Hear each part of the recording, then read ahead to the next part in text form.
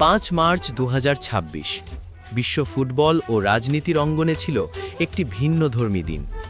2025 সালের MLS cup জয়ের উদযাপন উপলক্ষে ইন্টার মায়ামি সিএফের পুরো দলকে হোয়াইট হাউসে আমন্ত্রণ জানানো হয়। দলের সঙ্গে সেখানে উপস্থিত ছিলেন football superstar Lionel Messi. White হাউসে প্রবেশের সময় যুক্তরাষ্ট্রের প্রেসিডেন্ট ডোনাল্ড ট্রাম্প মেসিকে হালকা মজার ছলে একটি প্রশ্ন করেন, তুমি কি পেলের চেয়েও বড়? জবাবে মেসি শুধু বিনয়ী হাসি দিয়ে মুহূর্তটি উপভোগ করেন। এই সফরে মেসি ট্রাম্পকে উপহার দেন ইন্টার মায়ামির 74 নম্বর জার্সি এবং নিজের স্বাক্ষর করা একটি গোলাপি ফুটবল।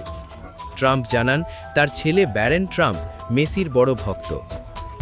তবে অনুষ্ঠানের একটি মজার দিক ছিল প্রেসিডেন্ট ট্রাম্পের দীর্ঘ বক্তব্য।